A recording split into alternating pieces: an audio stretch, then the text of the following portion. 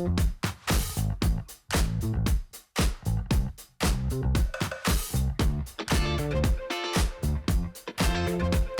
morning, everybody. Springtime is all about bright colors, pops of floral, so why not bring that same vibe into the kitchen? Today we have Carla Benitez from Lioness Pastry Boutique to share baking recipes and inspiration perfect for the season. She actually wore the perfect color for this too. Carla, you've done it all. Good morning. Hi, good morning. Thank you for having me today. Thank you for being here. I just want to give people an idea that you are actually a very high-level chef that just happens to be working from home. Yes. So can you give me a bit of your baking history? Yeah, so I actually went to the Cordon Bleu in Ottawa, Canada. I studied French, exclusively French pastry there. I lived there around 2 years, fell in love with all things French pastry.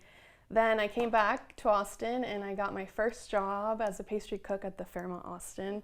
And I stayed there for about 6 years and all the way up until I became a pastry sous chef, and I absolutely loved it. And I just knew it was time to leave in order to open my own bakery. To be your own entrepreneur, yes, and to have your own stamp on the world. So Lioness has been around for a couple of years now, and Lioness is actually a play on words, right? It's Lyon, France. So Lyon, France is like the gastronomic capital of all French food in France, and one of my mentors in pastry school was from Lyon as well, so it's a little nod to him. And obviously to the French pastry. It's wonderful, and like the little women power that you get from Lioness. I like that a lot. Okay, talk to me about spring baking, key seasonal flavors. What are the things you're playing with right now? Yeah, so spring is a beautiful season. So many fruits and vegetables and flowers come into bloom, literally. So citrus is a really big one of them. Strawberries and berries start to become in season. Stone fruits like peaches and cherries. So I feel like spring is definitely one of the better seasons to create beautiful desserts and really awesome and unique flavor combinations. Lots of things to play with, which makes it fun. Are there any trends that you're seeing from what people are requesting from you right now? So definitely long cakes are a trend. Okay. And I think it's so cool. It's a really unique idea because it's a centerpiece basically. Yeah, and good point. You can top it with whatever, fresh flowers or not, or whatever. You can be as creative as you want with it. And we are going to get creative with this long cake today, but we cannot make it very far without talking about this like kind of beehive style cake that you've made, which is absolutely gorgeous. Tell me about this. Yeah, so dome cakes are another really popular cake shape at the moment. A little bit harder to do, I'd think. Yeah, it's a little bit harder. The frosting at the dome part is a little bit tricky, could be finicky, but I think overall is cool. And then the wave gives it like a funky vibe, which is so there's a little bit of a like 70s throwback happening here. Definitely. Like all it needs is a disco ball. And you've done a little bit of that with some edible glitter on top. So I pretty much top all my cakes with edible glitter. I feel like no cake is not finished without a little sparkle. You and I are cut from the same cloth, my friend. Okay. All right. You brought a demo for us today in that you brought fresh flowers into the studio. Yeah. So we've got a rose, we've got a tulip already down, but you're going to show us how to add fresh florals to a cake. Yeah. So spring is definitely like the perfect time to add fresh florals to a cake. And you can pick whatever color scheme calls to you. I just went with more of a neutral, a little bit of yellow since the cake is lemon. Oh, lovely. And so I have some roses here, and the cool thing about a rose is that you can open it up so it can really like look so beautiful. Gently peel back those petals. You just want to kind of peel them back like this. You bet. So that it's not like all like in the middle. And then once you like the size or the shape, you want to cut the stem to whatever length you want, and then you can just start putting it into your cake. So you do that so confidently. I don't know that I would know to do that in that corner specifically. Does that make sense? Yeah. But like when we're playing around with color, I know you've got an artist's eye. Can we use some anthurium? It's so gorgeous. So we have these beautiful anthuriums. They are a little long, so we want to maybe trim them a bit. And what I like to do is I kind of will grab like, this would probably be like one of the stars of the show just because she's gorgeous. She is gorgeous. And then just kind of like play with like where you think it would look good. You want to add some height and some different like elevations to it. So we will just cut a little bit off. And then you never want to put a flower just like this into a cake because it will like leak I was water just wondering. or flour taste? yeah, Okay. into your cake. So you always want to protect your cake from the flowers. So you want to get some floral tape. Gotcha. And then you can just cut a little piece off. Wrap the bottom of the stem and just twirl it around. Clever. Okay, and now we've kind of sealed all those now juices you've sealed in. it all in, so now it's safe to go into your cake. Got it. And then when you are ready to cut your cake, you remove it and you're good to go. And send somebody home with a bouquet. Yeah, exactly. I'm going to watch you be brave and pick a place for this So anthurium. I kind of like to go heavy off one end and then kind of trickle down. Gotcha. So I'll definitely probably put it around this side. Gorgeous. Like that. And we're gonna keep decorating and you'll see the final touches, y'all, on Instagram. But I wanna make sure that we talk about any tips for easy at-home spring bacon. Food is on the mind, baking. Talk to me about your way of dealing with lemons in a way that like makes the taste of the lemon really stand out. So lemon is a really beautiful flavor. You definitely want to work with the zest. And when you are zesting a lemon for a cake or any dessert, you want to be very gentle when you zest your lemon because once you go really hard, you'll zest the white part of the bitter skin. stuff. Exactly. Yeah. So you want to be super gentle and always zest it into the sugar. And then you want to rub it with your hands into the sugar, like massage it, because that'll break down the oils and the flavor that's in the skin and really bring out the flavor. Who knew? So you'll use way less lemons in your recipe than you'd think. Doing it into sugar, that makes a lot of sense. Okay, Yeah. in the last 15 seconds that we've got, you are looking for a brick and mortar. It's Yes. gonna happen in 2026. Yeah, so this year, Lioness Pastry will be opening in Austin, Texas. I am super excited about that. We're in the early stages, scouting out locations at the moment, but we hope to be open within the next 6 months, hopefully, and that we all can come try all these beautiful desserts in person. And Sounds good to me. Crossing my fingers for you. I know you've got Yes. showings coming up even in just the next week. So Yes. here we go. So cool. And I know people can still order online, right? Definitely, yes. Okay. My orders are open. You can order this exact cake online on my website. And you know it's going to be absolutely Exactly. gorgeous. Carla, thank you so much. We Thank you. appreciate it. For more information and to order yourself some amazing treats, she's got those big chunky cookies. Look at how good those look. Visit lionnesspastry.com.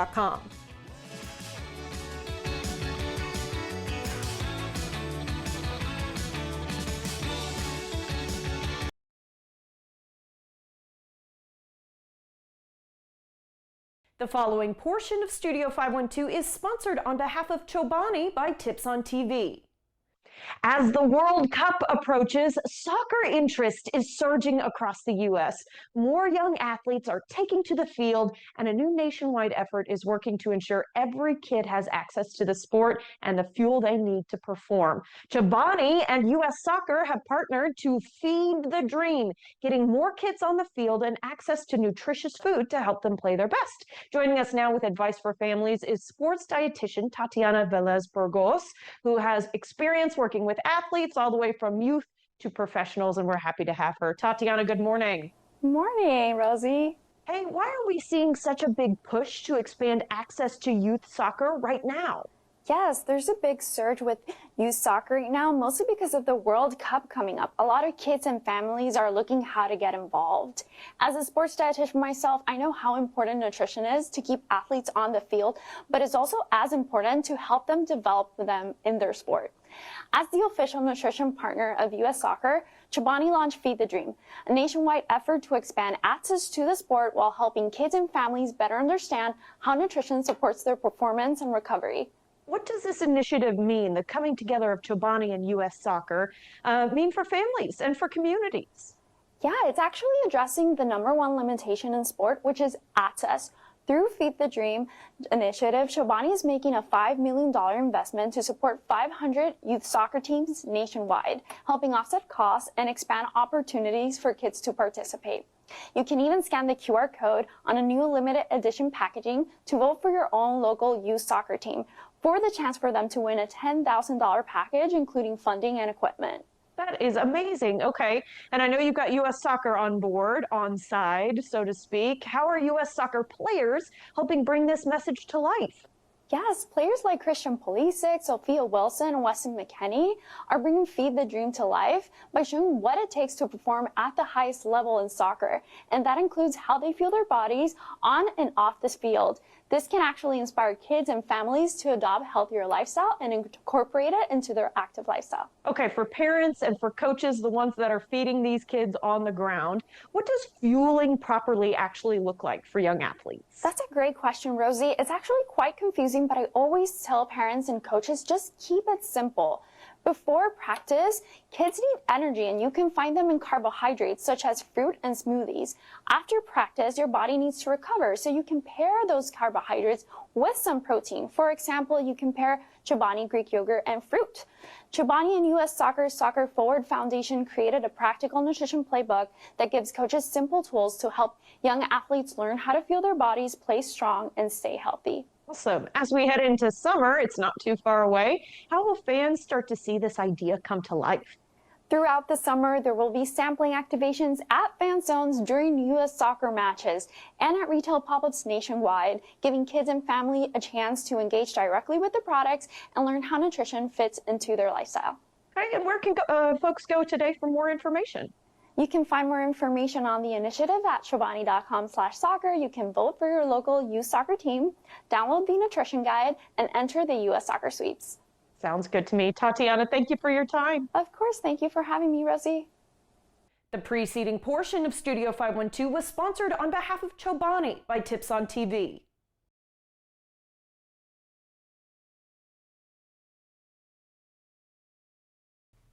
Welcome back. Did you know tomorrow is National Ranch Water Day and one local stop is celebrating big? Joining us now are Jeff Marquez and Jonathan Hall from Ranch 616 to tell us more. Y'all, good morning. Good morning. Howdy. Good morning. I love the howdy. Thank you so much for that. Very Texan of y'all. And it's such a cool vibe you guys have at your place. If you don't mind, Jeff, if you'll start us out and tell us a little bit about Ranch 616. Yeah, so Ranch 616 opened up in 1998 with our late owner, Kevin Williamson.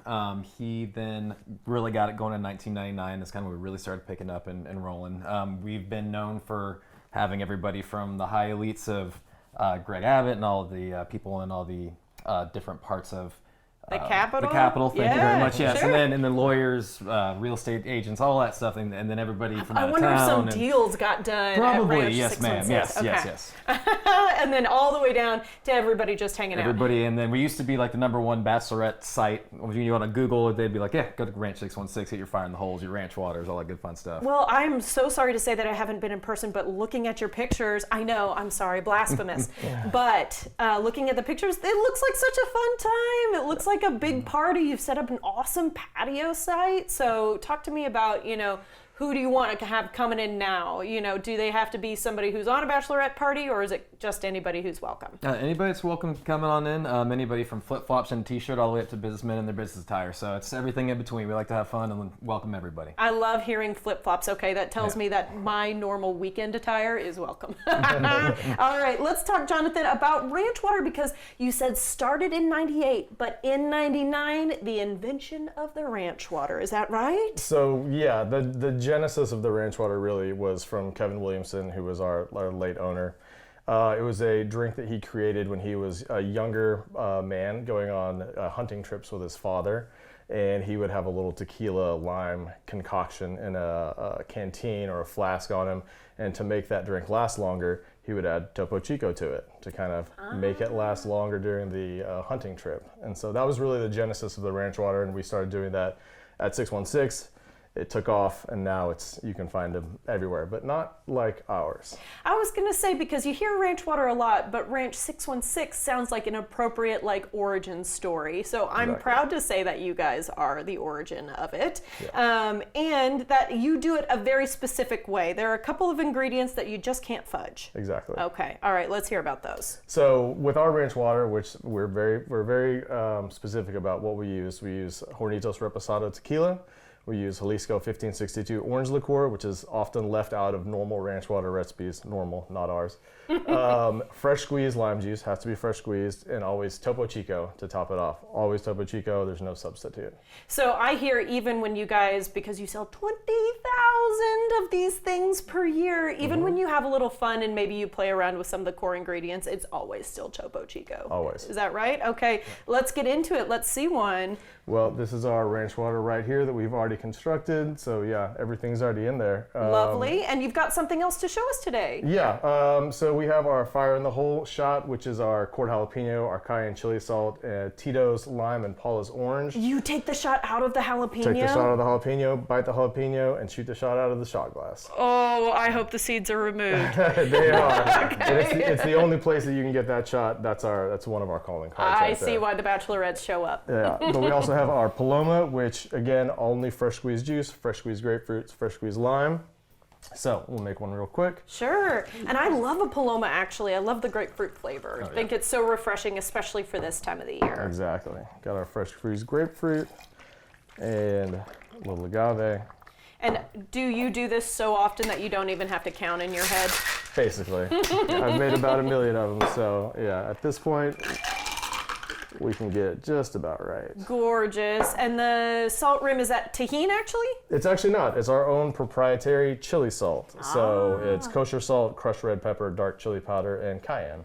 Okay, so something a little spicy to little take bit that spicy. sweet edge off. Exactly. Oh, Yeah. very nice. Sounds good all together. You've got a Ranch Water Day event coming up since tomorrow is Ranch Water Day. Let's talk about that, Jeff. Yeah, so we've got Ranch Water Day tomorrow. We're doing it from 3 to 6, rain or shine. So we'll be making sure that happens no matter what. We'll be benefiting the ham. So we'll be doing Health Alliance for Austin musicians? Yes, ma'am. Yes, ma'am. So we'll be doing $2 of every ranch water. It's going to go to ham that are sold tomorrow all day long. $10 ranch waters all day. $2 Frito pies. So that's always a good one. $2 Frito pies? Served in the bag, yep, just like the way they should be. Oh, that Yes. sounds really good. Yes, ma'am. Okay. So we'll have that, and then music by Tate Mayu, one of our awesome musicians will be playing with us as well. And I then, like that you're tying all those things together with ham and the live music. Of course, That's yes, super ma'am. cool. Yep. But since you mentioned Frito pie, I want to make sure that we talk about some of the food in front of us. You've got, is this a ceviche that I'm It is, looking yes, at? ma'am. Yeah. So that's it's gorgeous. That's actually one of our owner, Tony. That is his recipe. We've had it in the menu. It's been super popular. A little serrano, some shrimp, and then some smoked sea salt homemade chips on there. And it's super good, very refreshing, good for a hot day even, just to kind of keep you nice and cool down. And then I asked if this was one cut of meat. It And is, you yeah. said, Yeah. You said you could actually eat this dish every day of your life, still I be have. eating it. Jonathan and I have worked at Ranch 616 for a long time, and I've probably eaten that dish over 500 times, and it's amazing. That's actually one of Kevin's original dishes. So it's And going it's to be called? the jalapeno mace chicken. So it's chicken breasts with tortilla chips, cilantro, garlic, and jalapenos all sauteed into it. And then a little chipotle tartar on top, rice and beans, and it is just absolutely, absolutely amazing. That sounds amazing and a good way to kind of keep your belly full while you're having some really delicious ranch waters Yes, ma'am. tomorrow. Yes, So it's ma'am. going to be a fun one, guys. Thank you so much for your time. Of course, we thank you. appreciate Thank you. it. For more information, visit ranch616.com and follow Ranch 616 on social media.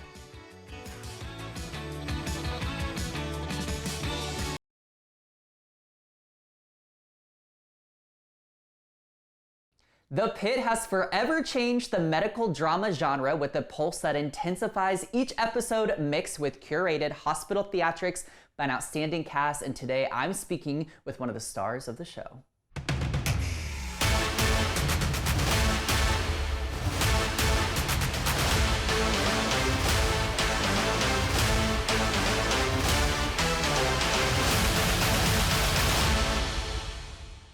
I'm now joined with Supriya Ganesh, aka Dr. Samira Mohan. Hi, Supriya, how are you? Hi, I'm good. Thank you so much for having me. So I'm so excited to dive into everything about The Pit with you. My wife and I are huge fans, so let's start with this. You almost went to med school before diving all in on acting. So how did your pre-med knowledge impact what you were able to bring to the table with your character, Dr. Mohan? Oh, I mean, it was just a little less of a learning curve. Like some of the words were just a little bit more familiar to me when I was reading the scripts and things like that. I also think it helped me identify that it was very medically accurate. Like I don't really know enough to to know why some shows aren't medically accurate, but like little things would stick out to me when I would audition for them. But this was really the first one where I was able to just really merge these two loves in my life. And yeah, it just really felt right.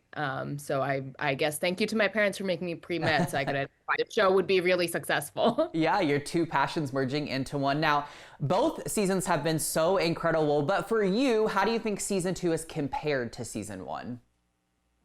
Oh, I mean, I think Samira has so much growth in between seasons. I think as an actor, it's really hard to show growth within a shift, even though I think some storylines do still manage that. But in between seasons, you're able to just make decisions about how, your character might have changed over an extended amount of time. So it was great to be able to start off the shift with her having a bit more confidence than she did in season 1. Although as the shift goes on, that does tend to unravel a little bit. Yeah, what I love so much about the character of Samir is how layered she is. And one of those things we really see highlighted in both seasons is that this gift she has of speaking up for the under-resourced and underprivileged patients and helping them aid in whatever ways possible that she can figure out, right? So what's it like for you embodying that aspect of your character? Oh, I mean, I feel like it's the type of doctor I would have wanted to be. I think she just gives so much to her patients. And she has in her history some trauma of her own where she lost her dad because a doctor maybe didn't do all the tests that they could have, or maybe wasn't able to spend the amount of time that they could have with her dad, or maybe even had some biases towards the type of patient a South Asian man could be. And so, I think she's really important. She's really focused on these aspects of healthcare because she has seen how it affected her own life. Yeah, and I think that's what's so cool about The Pit, makes it so special, is they do such a great job of really integrating kind of real world issues, social issues, and mental health is a big part of that. And in season 2, we see your character have a panic attack during your shift, and it may or may not be related to some personal issues you're struggling with, like the current relationship with your mother and what's happening with that. So what's it meant to you to display that very human experience on screen? Because it's also fascinating how there's kind of that duality of, is this a heart attack? Is this a panic attack? Because that's something a lot of people struggle with in that every day. Yeah, I was actually just speaking to a doctor about this, Dr. Mike, shout out, where he was talking about how for patients with panic attacks, like it actually really does feel identical to a heart attack in a lot of aspects if you're having a certain kind of panic attack. And so it can feel really scary and really overwhelming. And he was talking about how as a doctor you kind of have to treat it like it is a heart attack so you can differentially diagnose that it's not a heart attack. It was very interesting what he was saying about it. But also, like, on the flip side, I think mental health is strangely almost a taboo topic in the South Asian community.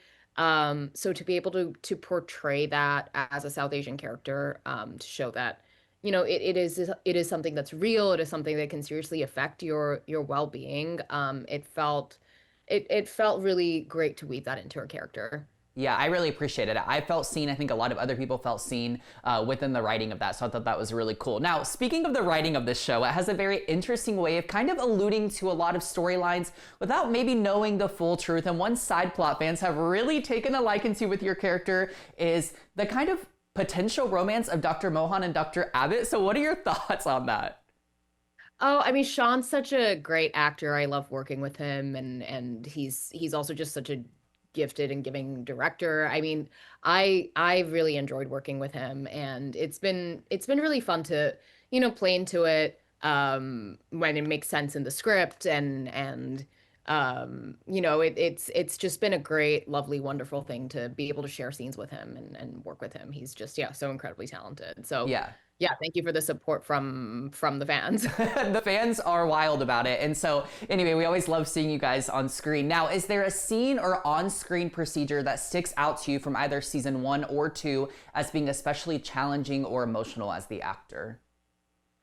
Oh, I mean, I think like Orlando coming back, Mr. Diaz, that storyline to me at least was really personal. I think insurance is such a problem in this country, and the way that people experience health issues because they're under insured in so many ways. Like there's like so many links there where I think it's like 40,000 people in a year, something crazy like that, die because they're underinsured.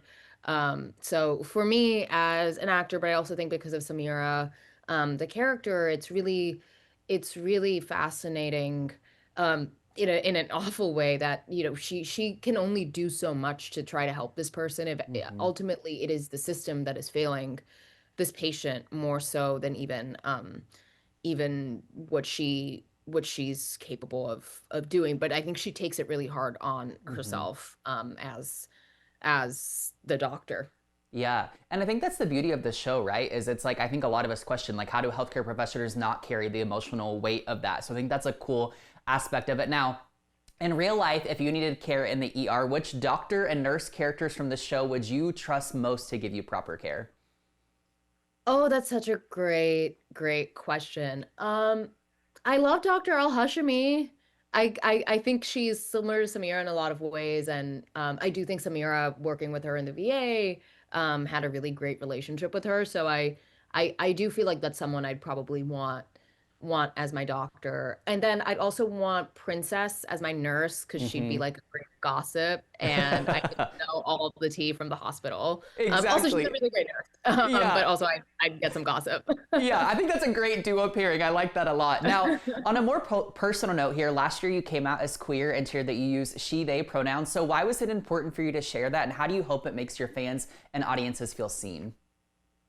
Yeah, I mean, it's just a part of my personality experience that I really feel like I wanted to share with people. It's so interesting because like yes, in a sense I did come out publicly, but so many people in my life, this wasn't really a surprise to them. It's just a part of who I am, and there's a lot of reasons why I use those pronouns that relate to my queerness, but also to my race. It's actually quite to me inextricably linked. And yeah, I wanted to be able to signal to other queer brown women that I'm out and it's not a big deal. At least for me in my head, it doesn't feel like coming out. It feels like letting people in.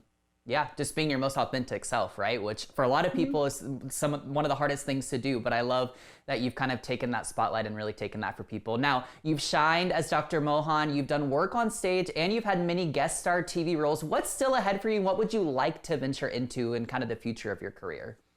Oh, I love movies. I'm at the movies like once or twice a week. I'm using my AMC Stubs account to death. Basically. I'm making my money back. So I'd really love to do something like that, specifically something like a horror. I love psychological horror films. Maybe something that's more of an indie project that I'd love to take a chance on. Even in the TV world, I just want to do something that's like absurd and weird and out of the box a little bit. That's usually what I'm attracted to, and it's what attracted me about the pit. Like it was such a fresh concept to do it in real time. So that's generally what I tend to be drawn to. Yeah, well, and you always shine in whatever you do, so we're excited to see what that looks like. My final question for you, what has being a part of the show meant to you, both personally and as an actor?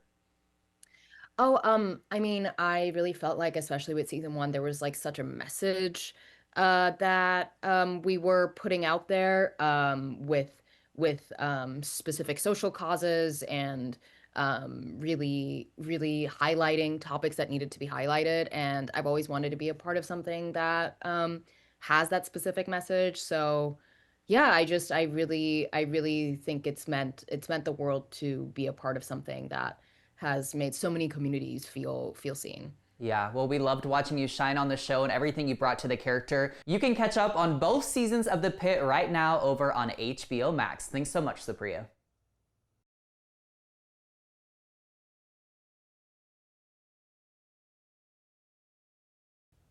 Hey, are you wanting a spring refresh for your house? Audrey Scheck, founder and CEO of Audrey Scheck Design, is here to help. Last time we saw her was around the holidays, and Boy, she makes every holiday look good. Oh, Audrey, good morning. Good morning. Thanks for having me. Of course, I'm happy to have you in the season of spring, which is one of my very favorites. Let's talk about some quick ways to springify the house. Yes, well, first of all, look at our dresses. Yeah, we're We are springifying spring. anyway, everybody. Going florals for spring, groundbreaking. We really dove in. So that's one way. Florals are an easy way right now to bring that feeling of fresh, clean energy into your home. So foraging fresh florals and putting them in vases around your home. Lovely. Yes, and leaning into botanical artwork. So we have a sketch of a floral here. So, making some of this more prominent around your home, fresh florals, or you can even press your florals and dry them. So right now is a great time to go out and forage fresh florals or stems with blooms on them, and then leverage that heat in the summertime to dry them, and then they'll last you through the fall.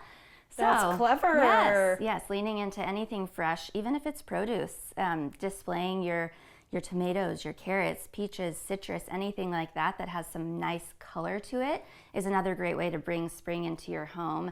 Also, anything woven, like I've done here with the plant. So took a woven basket and made it a planter. You can use, woven details in any way, rattan, wicker, making those really useful, and it'll bring some of that warmth into the seasonality of the spring elements. Genuine question, because I feel like I see a lot of woven elements down here in Austin, because I think we have kind of that Peter Pan land of like, it's almost always really nice outside.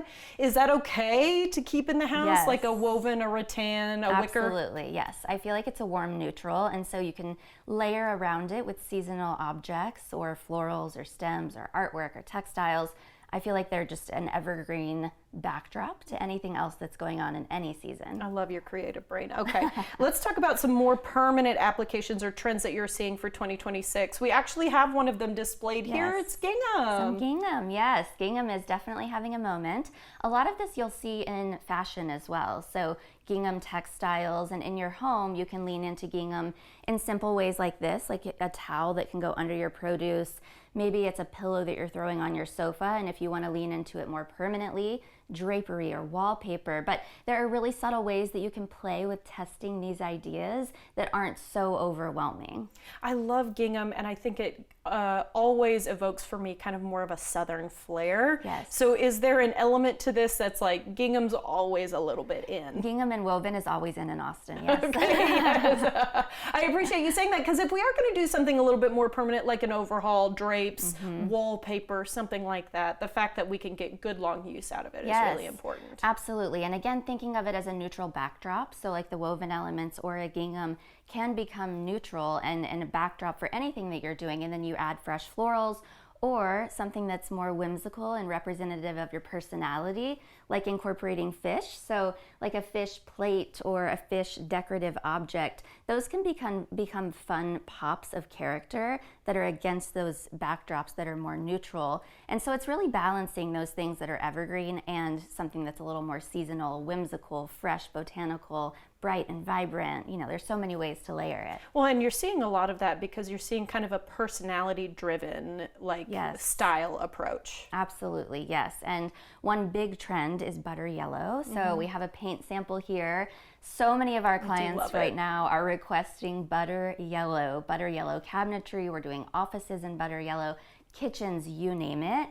And so if I make a joke that if you don't know someone who's painting something in their home butter yellow, they probably have butter yellow on their nails or on their shirt. The owner of the bakery had a butter yellow shirt on. I was like, perfect. That's just exactly what we're speaking earlier about today. Yeah. So yeah, it's everywhere right now. So that's definitely trending right now. But also these more like muted greens that we're seeing olives. along with the like butter yellow. It's a really nice contrast. It is. It's a great play on one another. And speaking to that contrast, one way to make spaces feel really elevated is by diving into that contrast. So the bright pop of this red against the butter yellow makes things feel really intentional. So you can definitely go more muted with an olive green and it still feels fresh and springy and seasonal. So really whatever speaks to you. I really like that. Okay, how do you blend your vision with the clients? We were just talking, you've just finished a school, you've got a project out in California, you do lots of different things for lots of different people. Yes. But I know folks come to you and sometimes say, I have no idea what I want, walk me through it. And sometimes they come in with a really powerful vision. Yes, and those clients clients are often the ones that end up going in a completely different direction. Really? Because we will start with analyzing what they're drawn toward, and then through the process of design and really diving into what they're gravitating toward, we will find that what they're looking for is different than what they thought, which makes our job so fun. So we'll start by diving into, okay, I love ginghams, I love mixing, butter yellows with a bright red, or I think I hate green, and they end up with a green kitchen. It's really all over the place. So it's a matter of balancing their preferences with our job of introducing them to things that they may not even know they like. Yeah, and the way you guys mix colors, textures, I'm going to use the word flavors, even though we're talking about design, it's really interesting. Just real quickly in our last 10 seconds, can we book you in 2026? Yes, we are taking on new projects all around the country. Sounds good to me. Audrey, thank you so much. I Thank appreciate you. it. Okay, guys, learn more about Audrey's services and see her portfolio in full at audreyscheckdesign.com.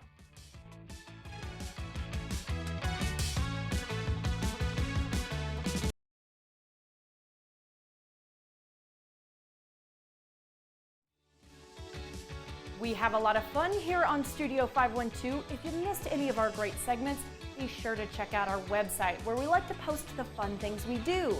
Our feed covers content like arts and entertainment, food and drink, fashion and beauty, home and garden, stuff for kids and pets, as well as information from area experts.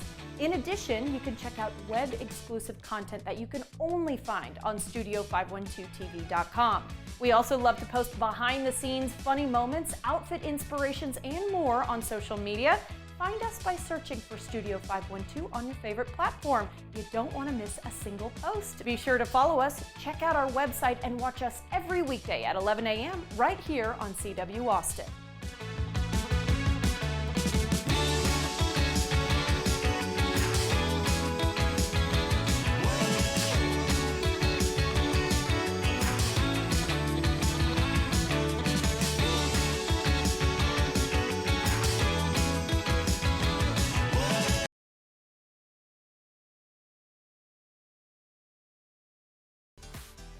Hey, we are happy to be able to offer you some help if you're out there searching for jobs. KXAN has partnered with ZipRecruiter to help you find thousands of job openings in Austin and around the country. Just go to kxan.com/jobs where you can search thousands of new postings every single day. Check it out right now and get started on the path to your next career.